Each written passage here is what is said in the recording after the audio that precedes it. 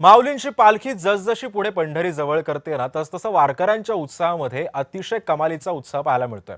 असंख्य वारकरी हे वारीमध्ये सहभागी होत असतात। त्यांना ऊन, वारा, पाऊस, भूक कशाचीच तमा नसते।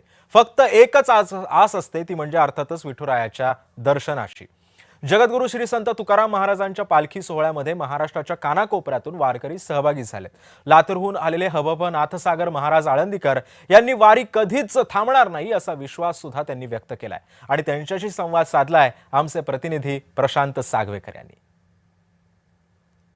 जय हरी विठ्ठल। मी आता जगद्गुरु संत तुकाराम महाराजांच्या पालखी सोहळ्यामध्ये आहे आणि आता आज सगळ्यांनाच माहिती आहे पालखी आकुर्डीमध्ये आहे मुक्कामा करता। आता माझ्यासोबत काही मंडळी आहेत, वारकरी माऊली आहेत आणि यांच्या भावना जाणून घेण्याचा मी प्रयत्न करणार आहे। माऊली, तुमचं नाव सांगा, तुम्ही कुठून आलात आणि आज नैसर्गिक आपत्ती आपण पाहतोय, पाऊस आहे, प्रचंड महापुराची स्थिती इंद्रायणीसारख्या नदीमध्ये सुद्धा निर्माण झाली होती आणि या सगळ्या संकटावर मात करत वारीसाठी तुम्ही सगळेजण एकत्र आलाय आणि ही वारी पुढे सरकते। मी हरिभक्तपरायण नाथसागर महाराज बुवा आळंदीकर तथा लातूर श्री संत सद्गुरू गणेशनाथ महाराज संस्थान श्री क्षेत्र उजनी लातूर या ठिकाणी आलेलो आहे आणि हे पैठणवरून आमची वारकरी निघाली। पैठणवरून पाऊस असता अतिवृष्टीचा प्रसंग असताना वारकरी पैठणवरून आळंदीला पोहोचले। आळंदीमध्ये येत असताना असा प्रसंग आला माऊली की इंद्रायणीच्या घाटावर पाणी आले, पूल बंद पडला। त्यावेळेस का वारकरी असणारे मरकळ मार्गे त्या आळंदीमध्ये पोहोचत झाले आणि मरकळ मार्ग आळंदीमध्ये आल्यानंतर हाजिरी मारुतीमध्ये मंदिर आहे आळंदीमध्ये, त्या ठिकाणी हाजिरी लावली जाते।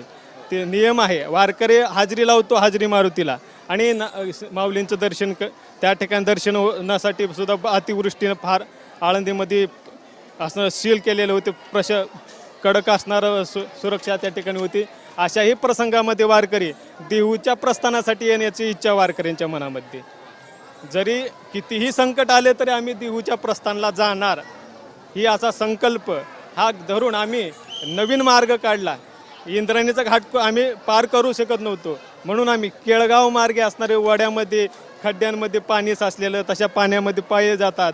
अशा प्रसंगामध्ये वरून पाऊस पडतोय धो असं अंगावर पाण्याने पूर्ण कपडे अंगात शहराने ते अंगाचे कपडे वाळून गेले बरं का माऊली। आली या संसारी देखिली पंढरी, आ कीर्ती महाद्वारी वानू तुझे, कीर्ती महाद्वारी वानू तुझी, पताकांचे भार नामाचा गजर, पताकाचे भार नामाचा गजर, देखिल्या संसार सुपळ झाला, देखिल्या संसार सुपळ झाला, साधू आणि संताची धन्य झाली भेटी, साधू आणि संतांची धन्य झाली भेटी। ही श्री संत सद्गुरू गणेशनाथ महाराजांचा हा भाव आहे भगवंताविषयीचा की ह्या आल्या संसारात ज्या क्षणाला मी आलो ना त्या क्षणाला मी पंढरी पाहिली।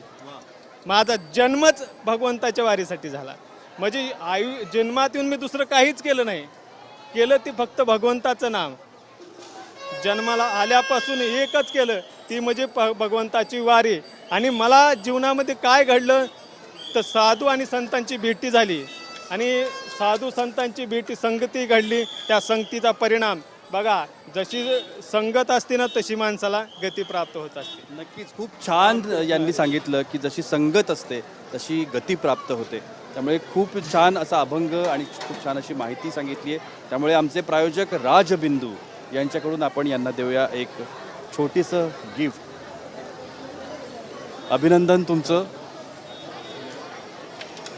कॅमेरामन नित्यानंद नाईकसह मी प्रशांत सागवेकर, जय महाराष्ट्रसाठी पिंपरी चिंचवड।